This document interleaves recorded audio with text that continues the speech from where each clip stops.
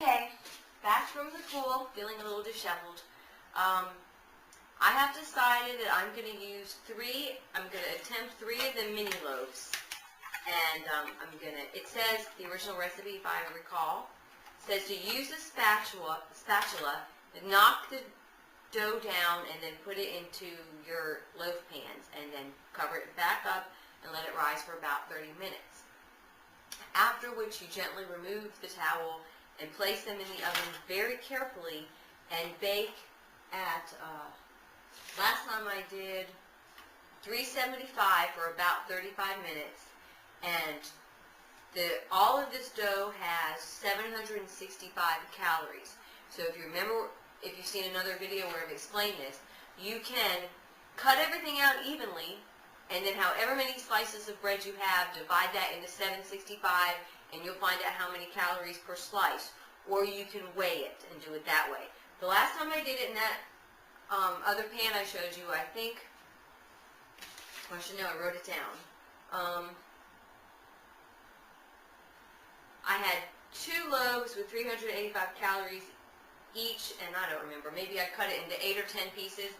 This size, and this was just a 50-calorie snack, where 2 of these would be a 100-calorie snack, high in protein and fiber. So maybe you were on your way to a restaurant, but you were really hungry, so you just eat one of these, and it would stop your stomach from growling, and it wouldn't hurt you at all because it's very good for you. All right, that being said, let's see what happens when I try to pour these into the pans. I'm going to use my non-fat butter spray generously. And if you cook them long enough, they won't stick. If you don't, I'll show you how then. If you don't cook them long enough, then they'll be moist and they'll stick. And I'm also thinking of what I might be doing for the next 30 minutes so that I can have this on my countertop and not disturb it and make it fall. Okay, let's see. Okay, it looks double in size to me. Remember, this is a really big pan for a small amount of dough. It doesn't seem like dough because it's not real dry and you don't have to knead it. Spatula. Knocking it down. Oh, my most favorite new, it's actually what I need to be using. I forgot that I even had this in it. Okay.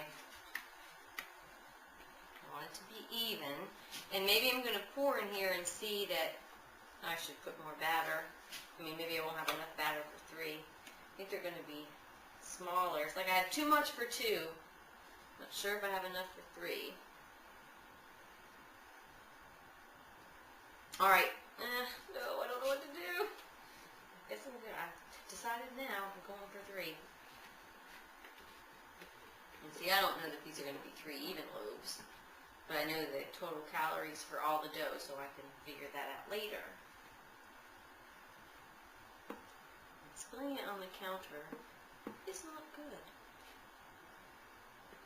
So I'm trying to make these 3 mini loaves as even as possible, but I really think that you would do better to have the 2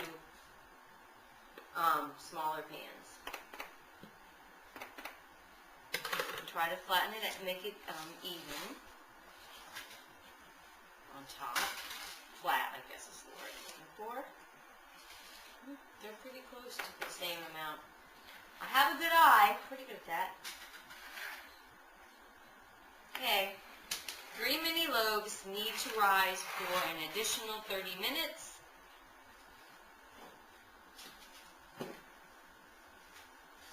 Set them here. And at least this way, since they're low in the pan, they're not going to rise up and hit the towel. Okay, so in 30 minutes, I'm going to put them in the oven. And after I take them out of the oven, I will show you the finished product.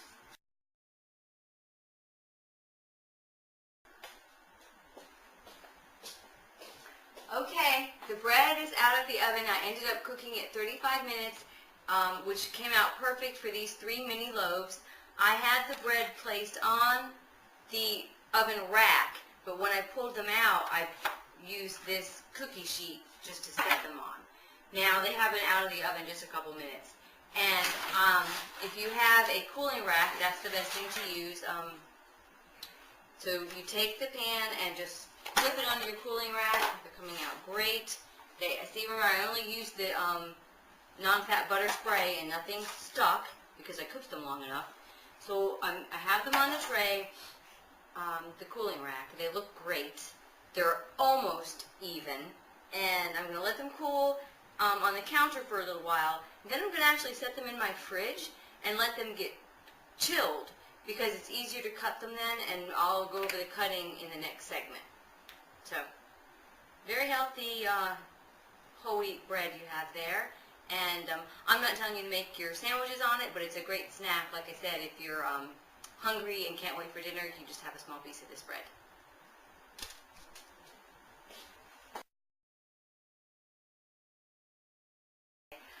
Okay, so I'm going to get them out of the fridge.